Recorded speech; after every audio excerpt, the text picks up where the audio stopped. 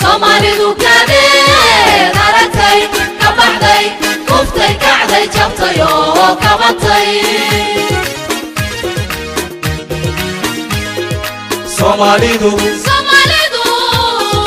Somalidu kadee daratay ka baxday kuftay kacday jabtay oo kabatay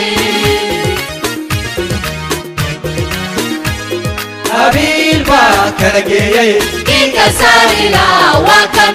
نبضري واكن مسكان واكن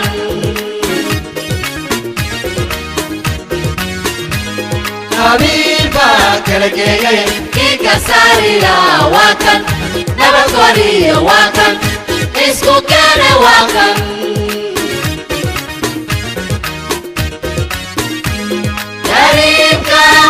يا كرامة قصرني كارمي ينقو كريم كامبرنا يا كرامة قصرني كارمي ينقو يا بيبي يالا سيلادة كروية بيري كارو قالا سيلع القويلة والله نقود درسو شوبنا كان ليسا أديه إلهي آها أديه إلهي آها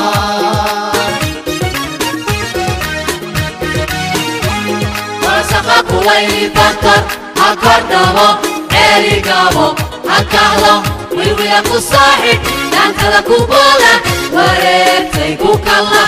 أديه إلهي آها أديه إلهي آها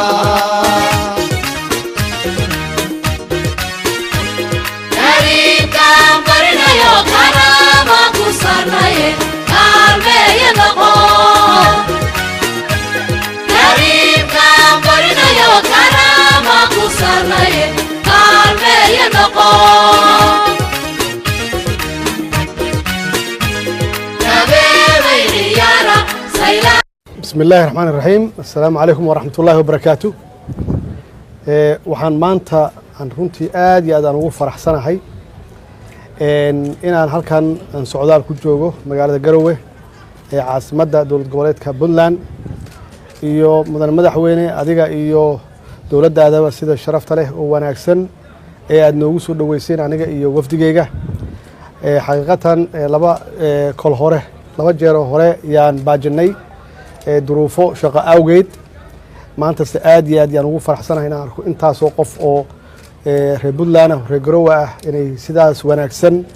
noo soo dhaweeyaan oo ay jidadka taagnaadaan oo calama qoyan ay nagu soo dhaweeyaan aad iyo aad yaan uga mahadcelinayaa aad iyo aadna ugu faraxsanahay halkan waxaan u imid inaan arko suu sheegay madaxweynaha xaaladda halkan ka jirta ee koow ka tahay inaan xoojino nabadda aan xoojino oo aan ka shaqeyno dib u heshiisiinta waxaan jeclahay inaan tago dhowr magaalo oo aan dadka la kulmo uqaasha salaadiinta dadka maxaan ku raahdaa aqoon-yahanada civil society-ga jaamacadaha ardada dhigta guud ahaan inaan la kulmo oo ay la wadaagaan iyaga naftigooda waxa meeshaan ka jira aniguna aan la wadaago taladeeda iyo waxa aan ku biirin karo insha Allahna wax badan yaan isweydaarsan hadduu Ilaahay yiraahdo waxaan ku soo gabagabeynayaa runtii waa soo daahay reer Garowe reer Puntland hal haadaan waa soo daahnay waxaan u soo daahnay wax kale ma ahayn duruuf shaqo awgeed insha Allahna waa ku soo noqonayna aniga iyo dowladda federaalka insha Allah hadduu Ilaahay yiraahdo